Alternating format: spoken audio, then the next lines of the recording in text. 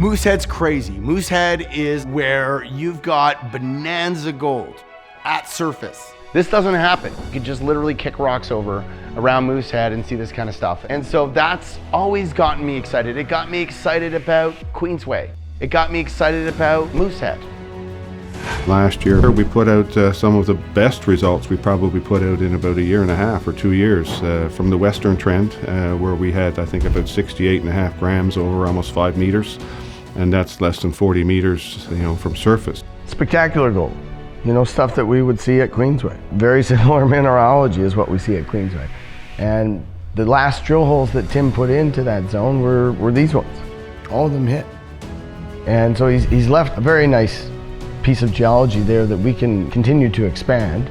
And so all it needs is drilling. And we've got all the capital in the world to give it the best shot anybody's ever given it.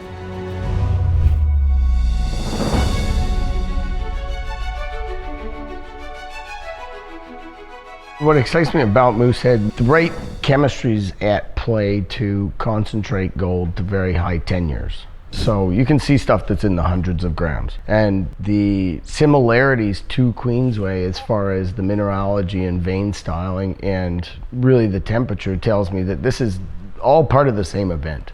Queensway is only 35 kilometers to the east. Right, so the events that were taking place over there at that time and the fluid flows are somehow influencing what's going on here in the regional context. A paper was published in 2018 by a fellow named Ian Hansberger, who had basically compared Newfoundland to that of one of the most prolific mining camps in the world called the Abitibi. It's produced over 200 million ounces of gold. This is the Abitibi 100 years ago. Newfoundland has all of the macro structural potential and early evidence that we could have an Abitibi 2.0 over here on the island. Abitibi's several billion years older than the rocks here on Newfoundland, but the Appalachian orogeny still produced similar results, being wide-scale fault systems that are quite prospective for gold mineralization, and now that kind of evidence is starting to pop up all over the place on the island here. The scale of this is absolutely absurd. There's so much potential. If you were going to fly over the Abitibi for half an hour, you'd pass over a dozen plus mines in no time flat. And the fact that you're flying over such an incredible expanse of high potential and there's nothing. There's almost no exploration and it's just an ocean of unbelievable potential, but there's a lot of clues. With all the boulders around like this, bedrock really close, right? So for me, if you're doing a soil grid over an area where bedrock is really close, it has much more meaning. Yeah, no, Queensway South, we had quite success with soil. You skip the bogs and everywhere else you hit. When it works, it works. For both Greg and myself, there's no better place to work in Canada than Newfoundland. Moosehead is tremendous. That's the bird in hand. The two in the bush is really Crippleback. Crippleback Lake is one of those unique opportunities that gives you a crack at two very lucrative but very different deposit types. One being an orogenic gold deposit, but it also has characteristics that are telling us we should also be keeping our eyes out for porphyry copper. Copper being the critical mineral of choice these days, it's a very lucrative target. The company is primarily gold focused, but porphyry copper deposits can also have considerable endowment in gold. In fact, some of the biggest mineral deposits in the world, Grasberg in Indonesia, a lot of deposits in South America, have almost as much dollar value in precious metals as they do in the base metals, the copper that they're primarily mining. Crippleback has demonstrated both types of deposits are possible. We've got forestry happening on the island. A lot of our land package is being forested as we speak. One of the great advantages to this is that it allows access for us. We can go and do our work, and it's going to be a heck of a lot easier, heck of a lot cheaper. The contractor upgraded old logging roads. I've been here off and on this summer, and every time I come here, it's different. That road, that's totally new, that road over there on that ridge.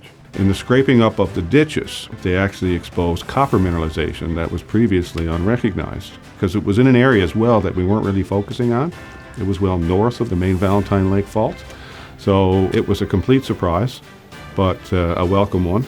Crippleback's in the southern part of the Treasure Island project. It sits adjacent to the Rogerson Lake conglomerate, which is representative of the Valentine Lake shear zone. The reason that's important is that's the identical geologic setting for the Valentine Lake mine, which is about 25 to 30 kilometers to the south.